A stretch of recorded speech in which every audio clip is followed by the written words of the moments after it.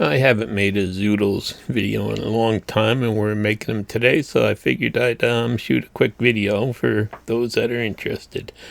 This morning I picked some extra zucchini. You can see they were getting a little bit big, so whenever you have big zucchinis, best thing to do is make Zoodles. I got some onions, some turnips, and did pull the rest of my garlic today too. I've got to start curing that.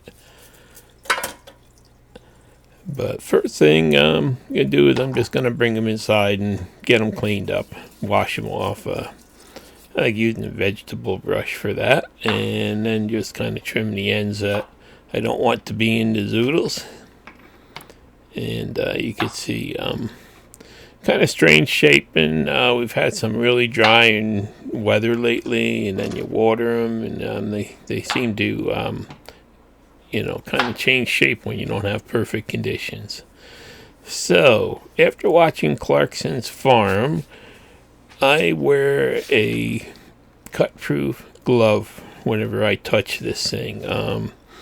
It's so easy to get cut bad and, wind up really getting a terrible cut that could take plastic surgery or something like that to fix. So, I've gone from the old bare-handed mate to a, cut-proof glove. You can see this is an old Cuisinart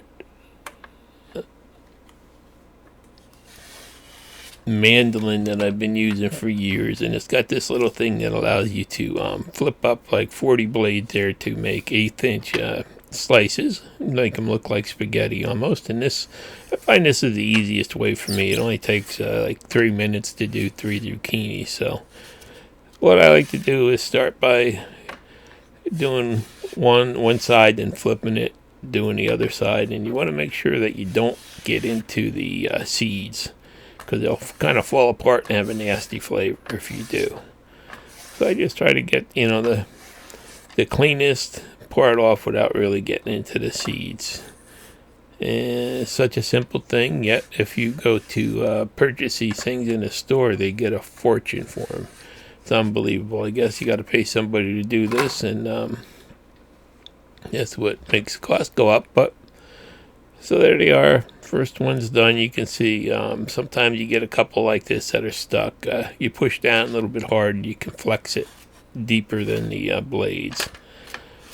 But anyhow, this mandolin does have a like a pusher for it, but it just doesn't work with zucchinis. It takes a lot of force, and it's just got a couple pins that go down in it, so you really do have to push it to try to get it cleaned up.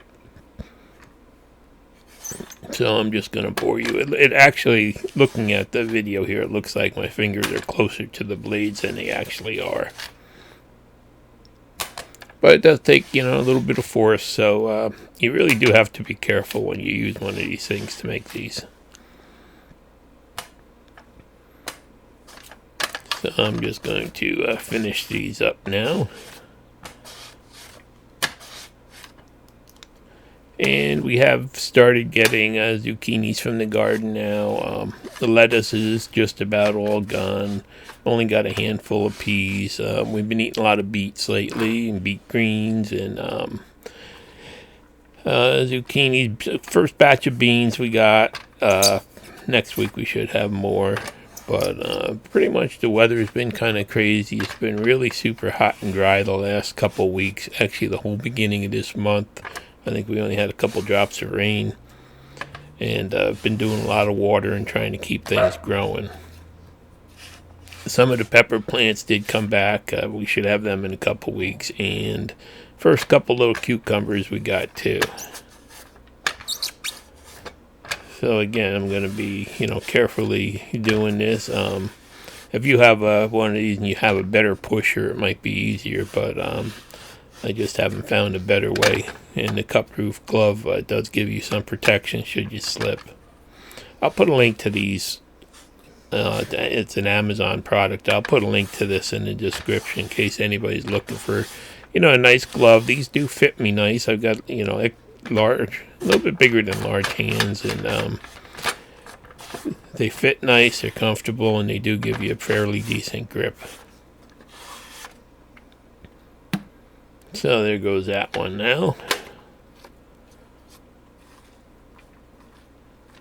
And again, you can see it took a couple minutes to make, and nice meal there. There'll actually be some leftovers.